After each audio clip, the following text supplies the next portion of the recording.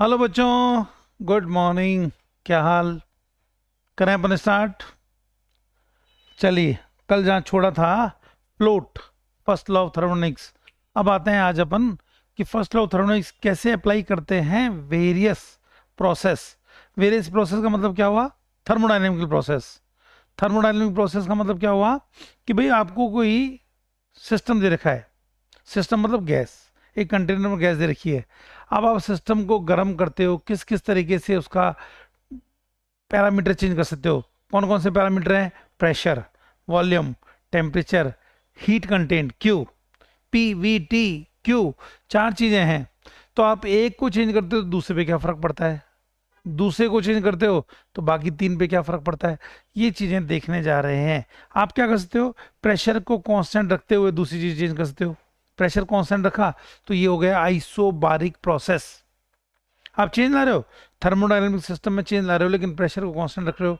दूसरा, टेम्परेचर को कांस्टेंट रखा। जब टेम्परेचर को कांस्टेंट रखा तो थर्मल, तो हम कहते हैं यार ये जो है ना आइसोथर्मल प्रोसेस है। Temperature constant, pressure constant. अब क्या रहा? वॉल्यूम। अगर वॉल्यूम को कांस्टेंट रखा तो आप इसको कहते हो आइसोकोरिक प्रोसेस है, आइसो वॉल्यूमेट्रिक जिसको कहते हैं। चौथा क्या बचा? अब क्यू, पी हो गया, टी हो गया, वी हो गया, क्यू। क्यू कांस्टेंट रखा है, मतलब हीट जाए ना आए सिस्टम से, इसका मतलब है उसको हम कहते हैं एडियाबेटिक प्रोसेस। यानी आपको मैंने सपोज करो 84 ग्राम नाइट्रोजन दे दी, 3 मोल नाइट्रोजन दे दी। अब आप उसमें चेंजेस देख रहे हो, है ना? तो चेंजेस जब देख रहे हो तो ये डिफरेंट चेंजेस है। तो हम इसको, हेडिंग है वेरियस थर्मोडायनामिकल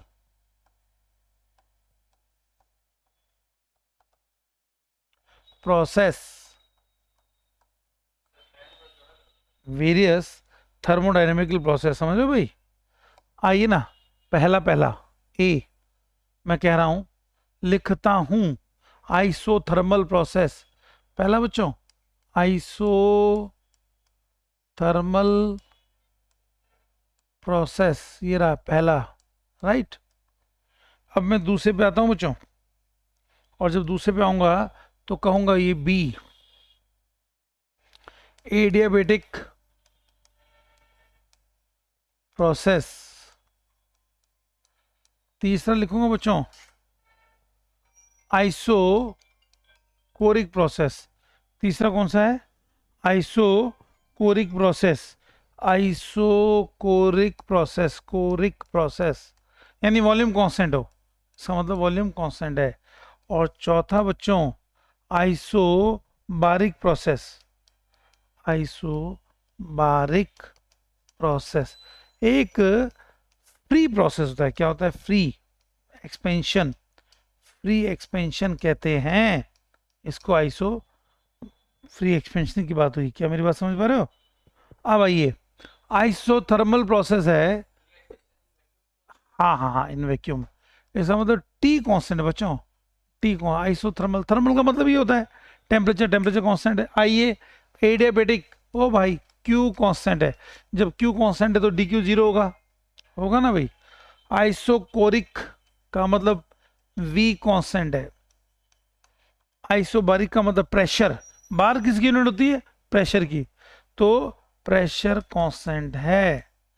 और भैया फ्री एक्सपेंशन का मतलब एक्सपेंशन इन वैक्यूम, वैक्यूम में एक्सपेंशन हो रहा है भाई एकदम, इसका मतलब है कोई प्रेशर लगाने वाला नहीं है। और अल्टीमेटली हमने उसको कहा फ्री एक्सपेंशन कहते हैं। तो एक एक करके हम सब चीजें पढ़ेंगे, आप जरा गौर करेंगे किस तरह से हम करेंगे, राइट। आइए जरा, पहला सबसे पहले मैं बात करता हूं आइसोथर्मल प्रोसेस की। देखिए ना, पहला पहला आइसोथर्मल प्रोसेस, मतलब आपको ये कहा जा रहा है कि यार आप क्या कर रहे हो, आपके पास एक कंटेनर में ये रहा पिस्टन, ये रहा गैस, ठीक है भैया, आप हीट दे रहे हो। अच्छा, आप हीट दे रहे हो, लेकिन आप चाहते हो कि इसका टेम्परेचर कांस्टेंट है। ये कैसे होता है भैया? हीट दिया तो टेम्परेचर तो बढ़ेगा। तो आप क्या कर रहे हो उसके अंदर कि यहाँ पर ये वॉल्यूम को बढ़ने दिया आपने। वॉल्यूम को बढ़ने दिया ना, तब भी पॉसिबल है कि टी कांस्टेंट रहे, वरना तो टेम्परेचर बढ़ जाएगा। तो आपका टी कांस्टेंट, देखिए टी कांस्टेंट का मतलब टी इंटरनल एनर्जी टेम्परेचर पर डिपेंड करती है, इसका मतलब since internal energy depends on temperature पे डिपेंड करती है ना भाई, तो भैया टी कांस्टेंट, सो यू भी कांस्टेंट, यू कांस्टेंट हो गया। अब यू कांस्टेंट है, इसका मतलब u2 बराबर u1 है भाई, इसका मतलब u2 माइनस u1 जीरो है, इसका मतलब del u zero, no change in internal energy, no change in internal energy, internal energy में कोई चेंज नहीं है। समझ पा रहे हैं?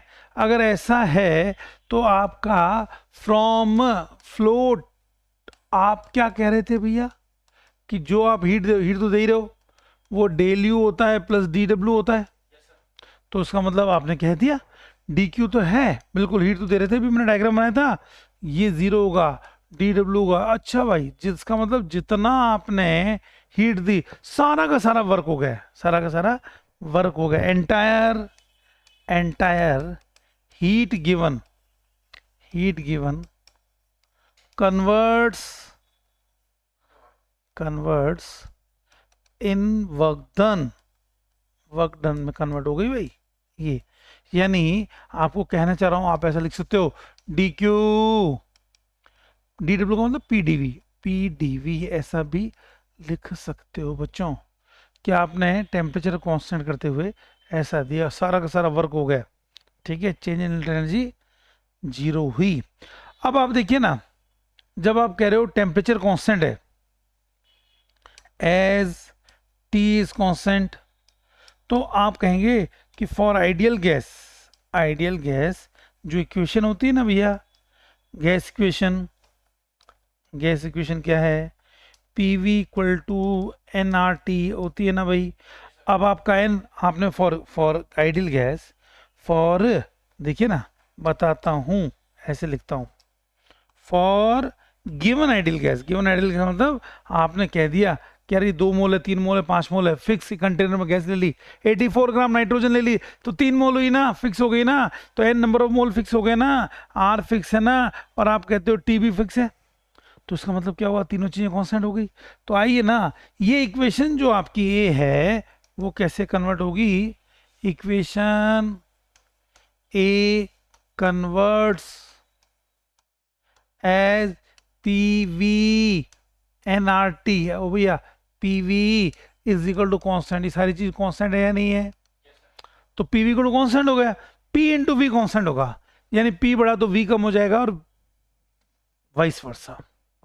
मतलब ये हुआ भाई कि P1 V1 equal to P2 V2 is equal to P3 V3 ऐसा होगा, is equal to dash dash PN VN, यानी आप देखिए P और V का मल्टीपल फिक्स होगा, P को डबल कर दिया तो वॉल्यूम को आधा होना पड़ेगा भाई, है ना। तो इन जनरल आप ये कहोगे कि पी वी इक्वल टू के, क्यों बच्चों, P इक्वल टू के बाई वी या V इक्वल टू के बाई P, बोलिए ना हाँ या ना। अगर ऐसा है तो मुझे लगता है कि मैं लिख दूं P proportional to 1 by V, मैं लिख दूं V proportional to 1 by P। क्या ये ग्राफ ऐसा बना दे भैया, ये रहा प्रेशर का, ये रहा वॉल्यूम का, ओ भैया यूं, ये रहा इधर वॉल्यूम का, इधर प्रेशर का, क्या हम ये यूं बनाते हैं क्या, मुझे लगता है हाँ, आपका वॉल्यूम बढ़ेगा तो प्रेशर कम होगा ना भाई।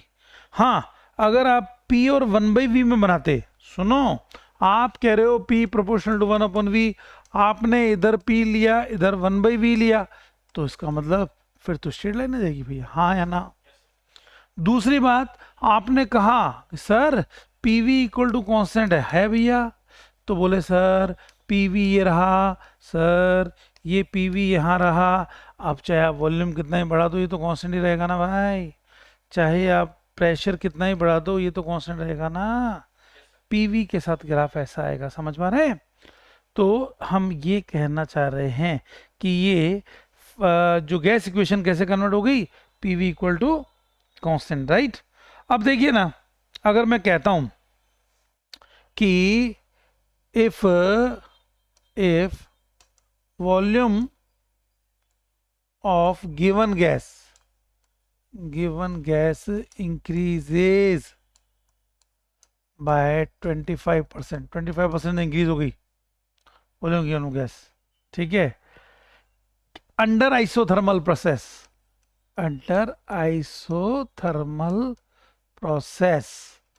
How its pressure will change, बताइएगा। इट्स प्रेशर विल चेंज, कितना चेंज होगा भैया? एक चीज बढ़ेगी तो दूसरी क्या होगी? घट जाएगी। तो आपका आंसर हो गया, क्या हुआ आंसर आपका? प्रेशर विल डिक्रीज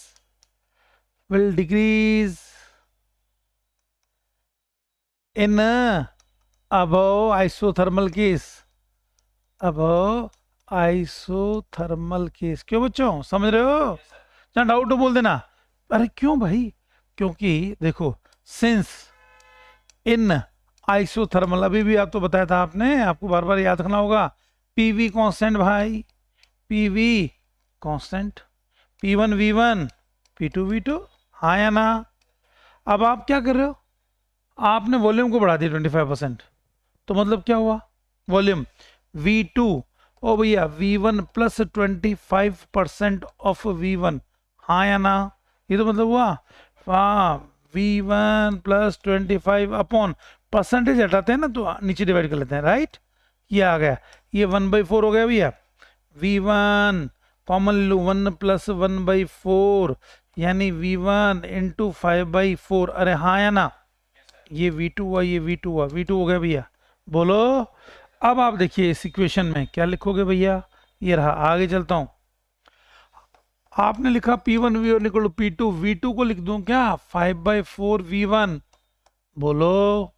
अब आपका V1 V1 गया ना, P2 आ गया ना, 4/5 इंटू P1, P2/P1 कितना हो गया? 0.8 ना, हाँ या ना? 0.8, अरे 0.8 का मतलब भैया, हाँ, 80/100 का मतलब क्या हुआ? 80%। अरे भैया प्रेशर है ना, P2 P1 का 80% हो गया, P2 इज 80% ऑफ P1, बोलो हाँ या ना?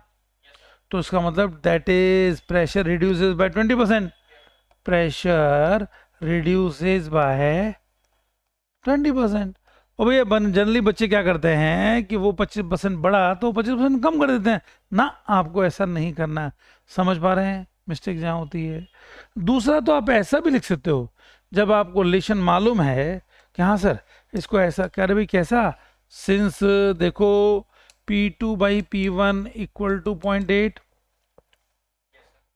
परसेंटेज चेंज में हम ऐसा करते हैं, कैसे करते हैं कि P2/P1 -1 इंटू 100, ये तो परसेंटेज चेंज होता है, क्या आपको मालूम है? ये मैं डिटेल में बताऊं? देखो परसेंटेज चेंज ऐसा ही होता है बच्चों, बताता हूं क्यों होता है परसेंटेज चेंज। परसेंटेज का मतलब क्या होता है भाई? चेंज अपॉन ओरिजिनल, हाँ या ना? इंटू 100, चेंज कितना था? P1 था, बाद में P2 हो गया, final minus initial, P2 minus P1 upon original P1 into 100, बोलो हाँ या ना? P2/P1 आ गया ना, P2/P1 -1 इंटू 100, बोलो हाँ या ना? तो P2/P1 तो 0.8 था ना भाई, तो क्या लिखूं? 0.8, आगे लिखता हूं भैया, 0.8 -1 इंटू 100 माइनस का 0.2 इंटू 100, क्यों भैया? माइनस का 20, बोलो हाँ या ना? ये हुआ नहीं हुआ, बताओ? हाँ, 20% डिक्रीज हो गया। जनरली बच्चे क्या करते हैं कि हाँ सर 25% बढ़ा दो 25% कम हो जाएगा, ऐसा थोड़ी होता है भाई, ऐसा नहीं होता है, समझ गए? करोगे क्वेश्चन पक्का? चलो आते हैं, क्वेश्चन लिखता हूँ भैया, ये रहा क्वेश्चन आपके सामने स्क्रीन में। If volume increases by 50%, volume increases by 50%, आना, find percentage change in pressure, percentage change in pressure under isothermal condition, under isothermal condition. बताओ भैया अब, मतलब अंडर आइसोथर्मल कंडीशन कहने का मतलब है टेम्परेचर कांस्टेंट है भाई। आपका आंसर ये रहा, टी है constant, right, PV constant, right, P1 V1 P2 V2 है ना भैया। बोलो, आपने V2 को क्या कहा, V1 प्लस 50% ऑफ V1। अरे हाँ या ना, अरे बोलते नहीं आप, V1/2 मैं लिख रहा हूँ बोर्ड पे, 3/2 V1। बोलो हाँ या ना, 1.5 गुना हो गया ना। अब 1.5 गुना हो गया तो यार चाहिए P2 क्या होगा, P1 V1 अपॉन V2। अरे 1.5 गुना हो गया, क्या हो गया, 2/3 P1। बोलो हाँ या ना, परसेंटेज चेंज अभी भी निकाला था, P2/P1 -1 इंटू 100। बोलो हाँ या ना, P2/P1 कितना करूं भैया यहाँ से, P2/P1, P2/P1 कितना है, 2/3, नहीं 2/3 -1 इंटू 100 है ना भैया, माइनस का 1/3 इंटू 100 माइनस का 33। ओ भैया 33% कम हो जाएगा। बोलो कितना बड़ा था, 50% नहीं, यहाँ कितना हुआ, 33.3। बोलो समझ गया ना, ऐसे आपको क्वेश्चन करने होंगे। बताइए कोई डाउट है क्या इस बारे में, तो ऐसे अपन कर लेंगे ना। बोलो क्या मैं आगे चलूं, आइए अब देखिए, अगर हम कहें आपको कि वर्क डन निकालना है, work done under isothermal process, तो देखिए ना आप क्या करते हो आइसोथर्मल प्रोसेस में, वर्क ही तो निकाल रहे हो। ये लो, यहाँ ये कंटेनर, ये गैस यहाँ थी, अब आपने इसको हीट दी तो ये यहाँ चला गया भैया पिस्टन नई पोजीशन में, A B, A dash B dash, इतना वॉल्यूम बढ़ गया, कितना वॉल्यूम बढ़ा, डीवी वॉल्यूम बढ़ गया। तो आप वर्कडन जब निकालते हो ना, तो यही तो करते हो वर्कडन में कि डी डब्ल्यू क्या करूं भैया, पी डीवी। स्मॉल अगर वॉल्यूम चेंज हो रहा है ना, कितना वॉल्यूम चेंज हो रहा है, स्मॉल, कितना भैया डीवी, तो वर्कडन कितना हुआ, पी डीवी, है ना। When volume changes from V1 to V1, volume changes from V1 to V2, total work done, total work done कितना हुआ भैया, W कितना हुआ, इंटीग्रेशन ऑफ DW कितना हुआ, PdV कितना हुआ, V1 से V2 कितना हुआ, P की जगह क्या लिखूं, अरे गैस इक्वेशन है ना, तो गैस इक्वेशन में PV इक्वल टू NRT तो होगा ना भाई, PV इक्वल टू NRT, नहीं तो P वॉल्यूम के टर्म्स में है, तो क्या मैं इसको लिख दूं NRT upon V dV, NRT बाहर ले आऊं, 1/V का क्या हुआ, कहां से, V1 से V2, क्या लिखूं 1/V का log V, क्या लिखूं V1 से V2, हाँ या ना। NRT लॉग कैसा, लॉग ई, लॉग ई है ना भैया। आगे आते हैं, W निकाल रहा हूं, आप कहोगे sir NRT log of V2 minus log of V1, हाँ या ना। इसका मतलब W equal to NRT log e V2/V1, नहीं, ये हमारे पास वर्क का फॉर्मूला आ गया, समझ रहे हो। अब आप log बेस 10 लो, तो आप इसको चेंज कर लो, 2.303 NRT log ऑफ 10 बेस, क्योंकि टेबल में जो दे रखा होता ना log बेस 10 दे रखा होता भैया, तो ये आ गया मेरे पास। अब देखिए ना आप इस कंडीशन में आपके पास ये दो फॉर्मूले आ गया, उसको अप्लाई कैसे करते हैं, क्वेश्चन कैसे करते हैं, बात करता हूं। मान लीजिए मैं कहता हूं बच्चों कि एक कंटेनर है ना, एक कंटेनर, बच्चों नेक्स्ट पेज पे लिखता हूं, ये रहा एक कंटेनर, इसके अंदर गैस है, कौन सी गैस है भैया, 96 ग्राम ऑक्सीजन है, कब है, 127 डिग्री से, वॉल्यूम V है भैया, वॉल्यूम V, ठीक है। Find work done under isothermal condition to change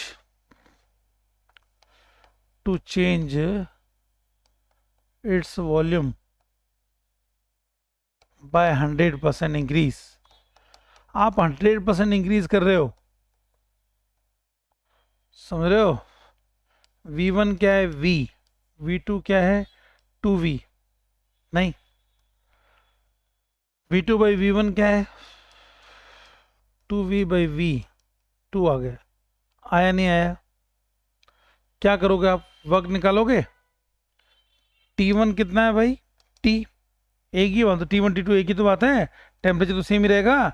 273 plus 127 degree 400 kelvin हुआ नहीं हुआ। हमेशा टेम्परेचर T कैपिटल होता है ना भाई, तो वो केल्विन में लेना होता है। केल्विन में लेने के लिए हम क्या करेंगे, 273 जोड़ेंगे भाई, वो तो 127 डिग्री सेंटीग्रेड है, 127 डिग्री सेंटीग्रेड है। तो अब देखिए ना हम क्या करें, अब आपको वर्क निकालना था, nRT log 10 V2 by V1। मुझे लगता है भाई n नंबर ऑफ मोल, कितने मोल थे भैया, n नंबर ऑफ मोल, कितने मोल कैसे निकालते हो, n given mass upon molar mass, हाँ या ना। n गिवन मास कितना भैया, कितना है 96 ग्राम ऑक्सीजन, मोलर मास कितना 32, मोल कितने हुए 3, रख दो। n कितने 3 मोल, r कितना 8.31। मैं लेता हूं जूल पर मोल पर केल्विन में, समझे, जूल में ले रहे हैं। t कितना है आपका 400 केल्विन, log 10 ये कितना हुआ भैया 2, log 2 की वैल्यू मालूम है ना आपको, तो मैं समझता हूं ये 1200 इंटू 8.31 इंटू log 2.3010। बोलिए हाँ या ना, ये जूल में आया। क्लियर, ऐसे हम क्वेश्चन करते हैं वर्क डन की, मैं समझता हूँ क्लियर होगा। देखिए ना आपने क्या किया इसमें, यहाँ से क्वेश्चन, आपको वर्क का मैंने फॉर्मूला दिया कि भाई देखो एक कंटेनर में आपकी गैस है, टेम्परेचर T पे, राइट, आप उसको हीट दे रहे हो, तो उसका वॉल्यूम जो है ना आपने डबल कर दिया। वॉल्यूम यहाँ से यहाँ ले आए, पहले V1 था भैया, यहाँ से यहाँ तक V1 था, बाद में क्या हुआ V2। आपसे पूछा जा रहा है इस दौरान कितना वर्क हुआ, तो आपने ड्राइव करके निकाला आइसोथर्मल कंडीशन, तो टेम्परेचर तो कांस्टेंट ही रहेगा। अगर आप वॉल्यूम नहीं बढ़ने दोगे फिर तो टेम्परेचर बढ़ जाएगा। तो W equal to n number of mole, कितने मोल है भैया इसके अंदर 96 ग्राम, हमने क्वेश्चन किया था 96 ग्राम ऑक्सीजन की कहाँ थी, एट 127 डिग्री सेंटीग्रेड था, टेम्परेचर कांस्टेंट रखते हुए। एन नंबर ऑफ मोल 3 मोल आ गए, R 8.31 जूल पर मोल पर केल्विन, T 400 केल्विन, हाँ या ना। log 10 base V2 by V1, volume क्या कर दिया, डबल कर दिया। V1 V था तो V2 क्या कर दिया 2V, शाबाश, V1 V था भैया तो वॉल्यूम 2V2 आ गया ना। log 2 की वैल्यू आपको अच्छे से पता है, हाँ या ना। केमिस्ट्री वाली मैम ने बताया था ना log 2 की वैल्यू, समझ गए। मैम की चीज़ आपको ध्यान रखनी चाहिए, जो है फिजिक्स और इसमें थर्मोडायनेमिक्स दोनों जगह है, ठीक है। हम यहाँ ग्राफ पे ध्यान देते हैं, वो ग्राफ वाला पार्ट शायद वहाँ आपके कोर्स में कम है। तो मैं समझता हूँ ये क्वेश्चन आपका हो गया, आप ऐसे करेंगे। बताइए कोई डाउट तो बताइए बच्चों, और कुछ आपको इसमें पूछना हो तो आप बता सकते हैं। हाँ वो केमिस्ट्री पूछता भी हमारे नहीं है, ठीक है, वहाँ, ठीक है।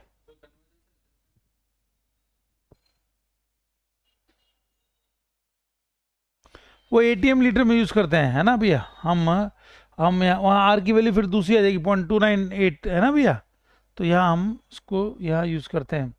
आइए आगे चलते हैं हम जरा इसके अंदर और आपको बताते हैं कि किस तरह क्वेश्चन को और करना है। अगर मैं आपसे पूछूं बच्चों कि बताइए आइसोथर्मल प्रोसेस में क्या है, isothermal specific heat in isothermal कितने कैसे निकालोगे भैया, आइसोथर्मल प्रोसेस, बताइए मुझे जरा, स्पेसिफिक हीट कैसे बताओगे? मैं समझता हूं कि कभी भी Q equal to m s delta theta होता है, नहीं होता, बताओ? एम, अरे भाई चाहे डी क्यू लिखते हैं आप, डी क्यू एम सी भी यूज करते हैं, m c delta theta, c चाहिए ना, d q upon m delta theta, नहीं ये हुआ। तब आप बताओ डी क्यू क्या हुआ? आइसोथर्मल प्रोसेस है, टेम्परेचर तो बढ़ेगा ही नहीं। अरे भैया डी क्यू, ये रहा आपका एम, ये जीरो, इनफाइनाइट हो गया ना।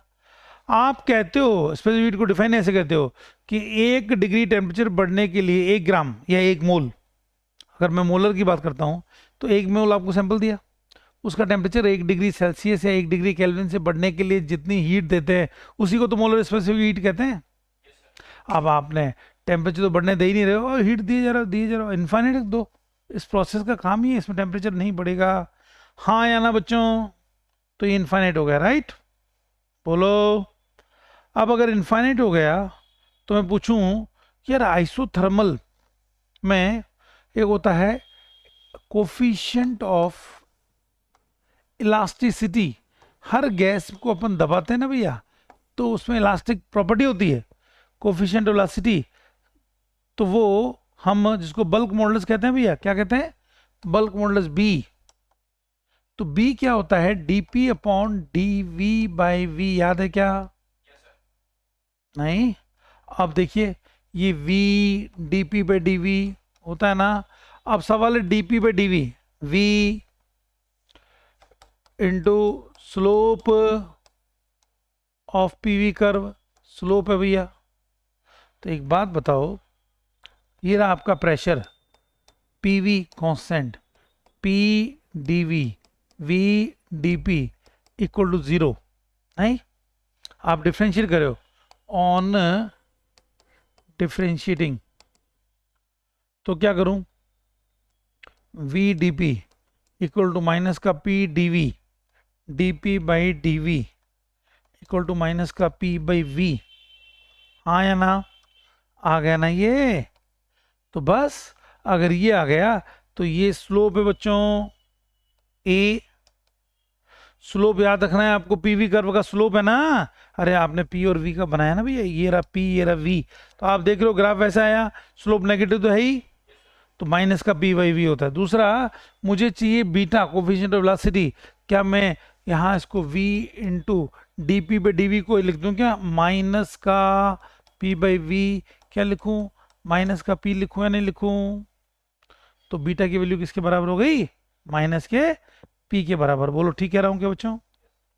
अब देखिए अगर मैं कहता हूं बच्चों कि क्या है isothermal condition, required condition for isothermal process, क्या कंडीशन है भाई? बताओ जरा, क्या कहेंगे? Required condition for isothermal process क्या कहोगे? बोलो बताओ जल्दी से। देखिए टेम्परेचर कांस्टेंट रहना चाहिए, इसका मतलब यार ये प्रोसेस है ना भाई, धीरे धीरे हौले हौले होना चाहिए। अरे पिस्टन ऊपर जाए, हौले हौले, पिस्टन कहाँ जाए? ऊपर, हौले हौले, ताकि क्या हो, जब एक्सपेंशन हो रहा है ना भैया तो ये यहाँ पर ये हीट बाहर चली जाए, अगर हीट वहीं रह गई फिर तो गड़बड़ है यार, हीट वहीं रह गई ना भाई।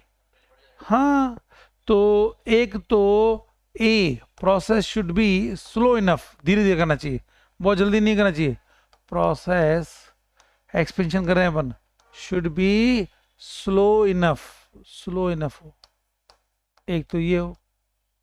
और बी क्या है भैया? दूसरा कि walls of container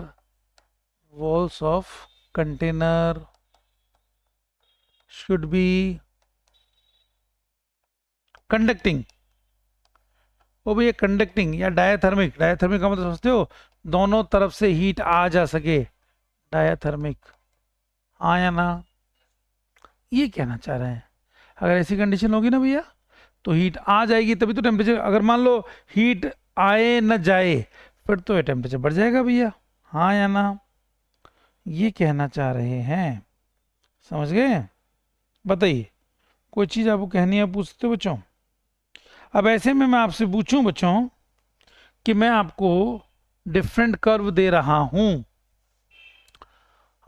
find relation question है आपके साथ नीट का। अरे भाई नीट का relation between T1 T2 and T3, समझ रहे हो? ये लो भाई, ये रहा प्रेशर, ये रहा वॉल्यूम, ये रहा एक कर्व, ये रहा दूसरा कर्व, ये रहा तीसरा कर्व। अब जरा सोचो ना यार, ये रहा T3 पे, T2 पे, तीनों ही आइसोथर्मल हैं, तो कौन ज्यादा कौन कम पहली नजर में आ रहा है?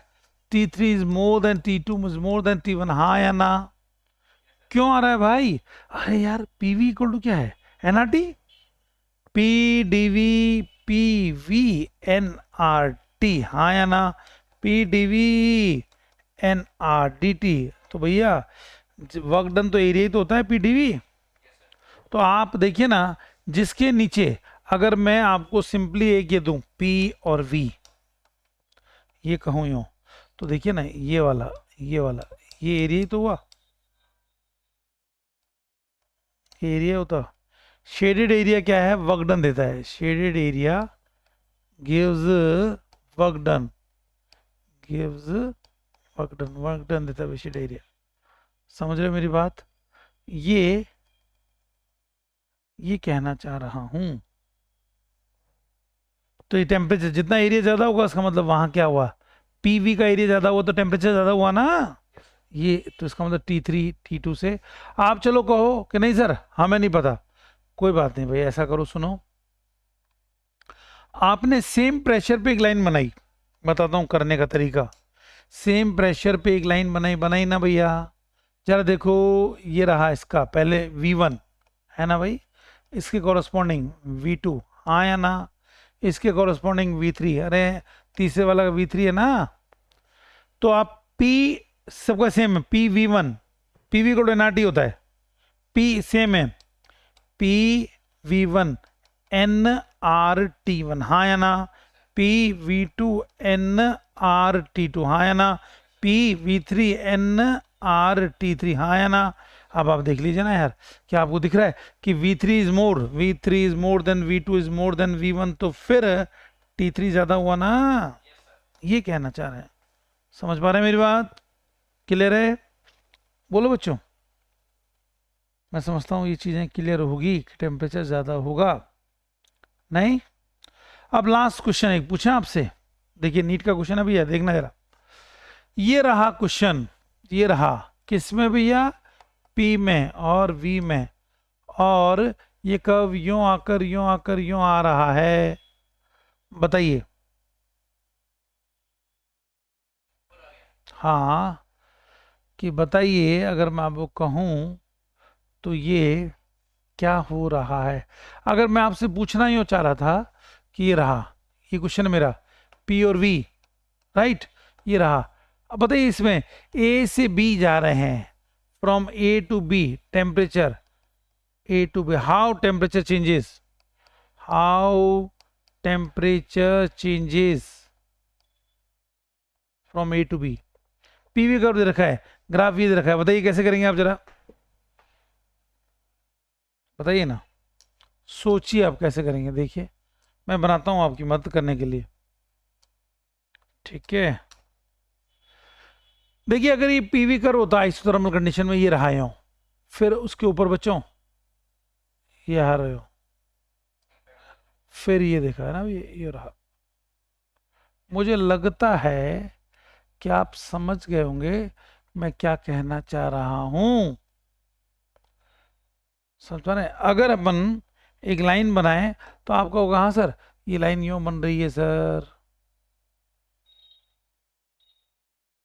कैसे बनेगी भाई? ये देखो, बोले सर ये लाइन है ना यूं बनेगी, यूं, अच्छा यूं, हाँ देख लो बन गई।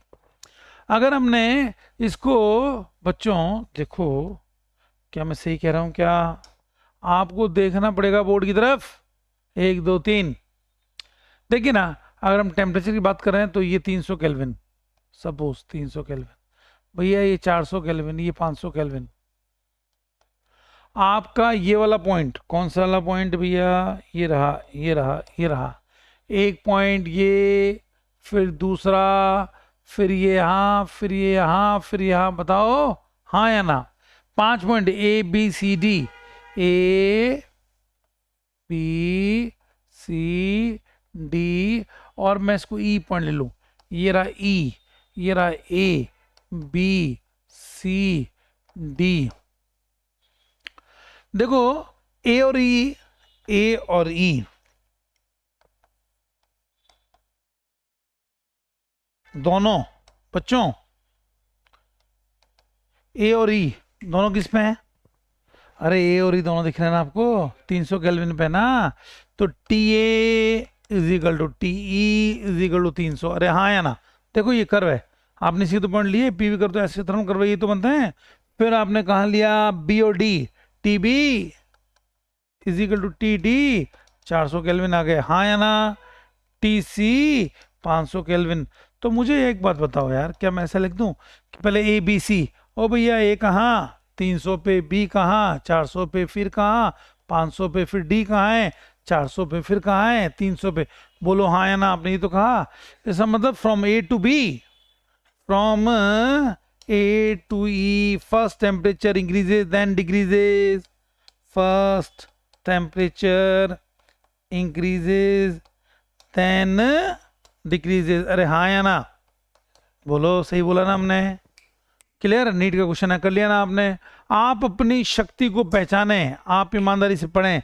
हम जो बताते हैं, हमारे क्वेश्चन जो आएंगे ना, क्वेश्चन उसके बाहर आता नहीं है। इतने सालों का अनुभव, हम आपको सब कराते हैं, सारे क्वेश्चन कराते हैं। जो पूछना है पूछिए, ऑनलाइन वाले बच्चे पूछ सकते हैं, देख रहे हैं लाइन पे, देख रहे हैं। समझ आ रहा है ना बच्चों? गुड, शाबाश। समझ आ रहा है तो यूँ करो, थम्स अप, यस, गुड। हाँ ये हुई ना बात। हाँ वो गर्ल्स बोल, अरे कौन है ये? स्मिता, समझ आया नहीं आया? हाँ तो यूँ करो ना बेटा, ठीक तो करा, यस, गुड। तो हम इसको कर रहे हैं, आपको समझना है, रिवाइज करना है। आज जो कराया कल हम करेंगे। आइसोथर्मल में इसके अलावा कुछ नहीं आएगा, आपको जो क्वेश्चन पूछना है पूछ लीजिएगा, राइट?